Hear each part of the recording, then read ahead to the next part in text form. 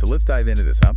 Trying to make sense of what's going on in the financial world, the tech world, everything really, it can feel like you're trying to, I don't know, read tea leaves sometimes. Yeah. But that's what we're here for, right? You connect the dots. That's what we're going to try to do. And today is a great example. We've got news from, well, everywhere. Wall Street's doing its thing, but then you've got these potentially huge developments in tech, and it all matters. It really does. Okay, let's start with something that at first glance sounds like good news, right? The S&P 500 hitting those record highs. But are we supposed to be celebrating? Because it kind of feels like everyone's a little on edge. Yeah, I think on edge is a good way to put it. Because, record highs are great, but they can also be a sign, I don't want to say a bad sign, but maybe a sign to be a little cautious. Right. And it's not like we're just making this up. I mean, Jim Cramer, and look, love him or hate him, the man knows Wall Street. Even he's saying there are at least, 10 things that could throw this whole rally off course? At least 10. And these are big things like corporate earnings, global tensions. This isn't just, someone spilled coffee on a trading desk. So help me out here, because I think a lot of people hearing that might think, okay, that's Wall Street. What does that have to do with me? That's a really good point. And it's easy to think, oh, that's for the people with, tons of money. It doesn't affect my daily life. But it really does. Because when investors get nervous, and right now I think nervous is fair to say, they get cautious. And when they get cautious, sometimes they sell. And when they sell, that can ripple all the way down. It can affect your retirement account, your investments, even just how much things cost. So it's not just about the numbers themselves. It's like understanding the why behind the numbers. Exactly. It's about context. It's about saying, okay, the market went up, great, but why? And what does that mean for the future? I like that, the why behind the numbers. Okay, so let's talk about something else where understanding the why is going to be important because, frankly, this one's got me a little confused. On-chain messaging. Right. It sounds very technical. Very technical. Right. And I think that's part of the challenge because at its heart, it's about something we all use every day, texting. Right. I saw something about this new platform, what's it called? Towns. And it's like texting, but with blockchain technology. Exactly. And it's kind of blowing people's minds because it's like two worlds colliding, Messaging, which we think of as quick, disposable even, and then blockchain, which is this whole other thing. Yeah, and look, I'll be honest. I know enough about blockchain to be dangerous. But when you start talking about it, applying to texting, I'm like, hold on, let me grab a pen and paper. And maybe someone who speaks computer. Well, that's the beauty of it. They're trying to make it so you don't need to do that. At a basic level, think of it this way. Right now, when you send a text, it's going through a company's server. Someone could theoretically intercept it, read it, whatever. With this new system, it's using the River protocol. Okay, that sounds important. Tell me more about that. It's basically a way of making your messages truly private. It's not just on one server, it's distributed. So it's like instead of sending a postcard, you're sending a message in a bottle, but the bottle is coded and can only be opened by the person with the right key. Okay, that's actually a really good analogy. So much from my computer science degree. Yeah. But this is what I find fascinating, right? It's like this theme of decentralization, which we're seeing everywhere, but especially in finance.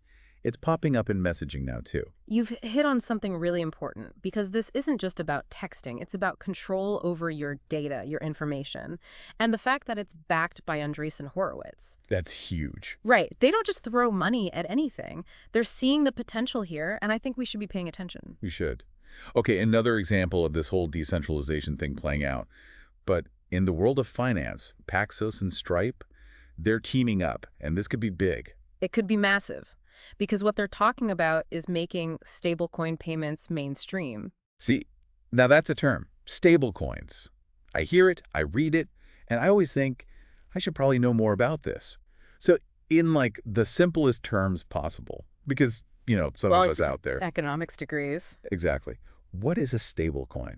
Imagine a digital dollar bill. That's basically what it is. It's pegged to a stable asset, so like the US dollar. So unlike Bitcoin or Ethereum, which, they're all over the place. Oh, yeah. Up, down, sideways, who knows? Exactly. Stablecoins are designed to be, stable, so they're perfect for everyday transactions. So what you're saying is instead of waiting for my credit card company to process a payment, which, let's be real, sometimes takes way too long. Sometimes feels like you're sending smoke signals. Right. You're saying with stablecoins, it could be like instant. Instant. More secure, potentially because it's all on the blockchain, lower fees. This could be how we buy everything online. Okay, see, now that's exciting. I can get behind that. And speaking of potentially exciting, game-changing even, we got to talk about PancakeSwapX. Because ditching gas fees for Ethereum and Arbitrum. That's a big deal. A really big deal for anyone who's, been even remotely curious about this whole world of decentralized finance. Okay, so help me out here. For those of us who hear decentralized finance and we're like, is that like a bank inside a volcano? Make it make sense. I love that. A bank inside a volcano. Okay, so picture it this way. DeFi, it's taking all the things you can do with your regular bank, but cutting out the middleman. You can lend money, you can borrow money, you can trade, all this stuff, but you're doing it directly. No bank fees, and with blockchain, it's all transparent. Okay, so more control over my money, potentially lower fees. I'm starting to see the appeal here. But I feel like there's always a but. Right, and the but has always been gas fees. They can be crazy expensive, confusing, and it kind of takes the shine off the whole thing, right? It's like getting to the checkout line and finding out there's a surprise handling fee for every item in your cart. Right, and that's what PancakeSwapX is trying to solve. They're saying, what if we just got rid of those fees, made it easy, made it affordable? Okay, I'm definitely intrigued. So less like deciphering ancient runes to manage my money, more like just using my banking app, but hopefully with fewer fees. Exactly, and that's why people are excited, because Yeah. it has the potential to open up this whole world of DeFi to, well, everyone. All right, so from the world of digital dollars to the very real Canadian dollar, because it looks like our neighbors to the north might be in for a wild ride. Interest rates, big topic, and they might be about to get a whole lot smaller. Yeah, it's a big deal, and it's all because of inflation, or I guess lack of inflation. See, gas prices have been dropping, which good news for drivers, but it's also pushed down overall inflation in Canada. And when inflation goes down, sometimes interest rates follow. Sometimes, and in this case, we're not talking about a tiny little drop. Economists are throwing around numbers like 50 basis points. Okay, pause right there. Because I know what basis points are, but I also know a lot of people hear that and they're like, is that good? Is that bad? Should I be hiding my money under the mattress? Explain it like I'm, I don't know, 5 years old. 50 basis points, it just means the interest rate could go down by 0.5%. Okay, so not quite mattress hiding time, but still a big enough deal that people are paying attention. Oh, absolutely. Because if it happens, it would be a huge signal. The Bank of Canada saying, look, we're worried about the economy. We got to do something. And the million-dollar question, or maybe the million Canadian dollar question, what does this actually mean for people? Like, what happens if they cut rates that much? Well, on the one hand, it could be good news. Lower rates usually mean it's cheaper to borrow money, which could boost the economy, right? Businesses expand, people buy houses, all that good stuff. That does sound good. But there's always a flip side, isn't there? There is. And in this case, it's the housing market. It's already pretty hot in Canada, and lower rates could make it even hotter, which good if you're selling, not so much if you're trying to buy. Right. And then on top of all of that, you've got the U.S. economy doing its thing. You've got China. And those are two pretty big players that Canada can't exactly ignore. It's true. It's like they're trying to navigate a maze blindfolded and someone keeps moving the walls. And speaking of big players making moves, we got to talk about Mark Andreessen. This guy's like tech royalty, right? And he just did something that has everyone talking. Yeah, it was definitely a head scratcher for a lot of people, because when a tech titan like Mark Andreessen comes out and says, I'm backing Donald Trump, people notice. Especially in Silicon Valley. That's like their guy. So what's the deal here? Why is this such a big story? Because it's about more than just politics. It's about the future of tech. Andreessen, he's not just endorsing Trump, he's specifically backing his stance on crypto, on AI, on taxes. This is about policy. And it's a sign that some in the tech world are looking for a different approach. Okay, so less about red versus blue, more about like the rules of the game. Exactly. And this could have huge ripple effects. Because if people like Andreessen start throwing their weight and their money behind this kind of thinking, it could lead to a wave of deregulation in the tech industry. Which, depending on how you look at it, could be a good thing or a bad thing. Right. On the one hand, less regulation could mean more innovation, more growth, all that. But on the other hand, you've got concerns about data privacy, about market dominance, about the impact of these technologies on society. It's a tough needle to thread. Yeah. And it's something we're going to have to keep our eye on for sure. Speaking of keeping our eye on things, Invesco. This is like the big leagues of investing, right? And they've been busy. They have. And when a company like Invesco makes a move, the rest of the market pays attention. So where are they putting their money? Because I assume they know something we don't. Well, they've disclosed some interesting dealings. First of all, AngloGold Ashanti PLC. This is a major gold mining company. Now, why would Invesco be interested in gold? Because when things are uncertain, people buy gold. Exactly. It's a classic hedge against economic uncertainty. So that tells us something about how they're feeling about the market. But then they've also got this stake in International Paper Company. Now, this one's a little more interesting. Because paper. I mean, I love a good book, but it doesn't exactly scream high-tech investment. Right. And that's what's got people talking. Is this a sign that Invesco sees potential in more traditional industries? Are they betting on a comeback? It's like they're looking at the whole board, trying to figure out what the winning move is. Yeah.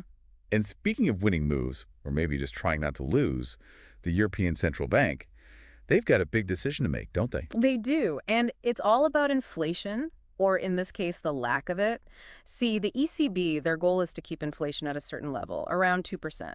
But right now, inflation in the Eurozone is way below that. So they've got a target, but they're not hitting it. What do you even do in that situation? Well, that's the million-euro question, isn't it? They could cut interest rates even further. The thinking there being, you make it cheaper to borrow money, people spend more, the economy gets going, and hopefully, inflation picks up. Makes sense. So what's the problem? Why not just hit that button, cut rates, problem solved? If only it were that simple. See, cutting rates, it can have some unintended consequences, like it can weaken the euro, which, okay, maybe that helps exports, but it could also make things more expensive for people in Europe. Right, inflation they're trying to boost could end up working against them in some ways. Exactly. It's a balancing act, and they're trying to find that sweet spot. But the thing is, whatever they decide, it's not just a European problem, you know? Because we're all connected, like we were saying before. Exactly. Global economy, it's like a giant game of Jenga. You pull the wrong piece out in one place, and the whole thing could come crashing down. Okay, so maybe not the most comforting analogy, but I get your point. It's a big deal, and it matters, even if we're not the ones making the decisions. That's what I always say. You don't need to be an economist to understand this stuff. You just need to be paying attention. And that's what we're here for, right? To break it all down, make it make sense. Exactly. So today, we've talked about, well, a lot. Record highs on Wall Street that have everyone a little nervous. We talked about the future of texting, maybe. I mean, who knows? Blockchain could change everything. Stablecoins, gas fees, Canada might be cutting interest rates, tech billionaires backing presidential candidates. Oh, and don't forget Invesco buying up gold mines and paper companies.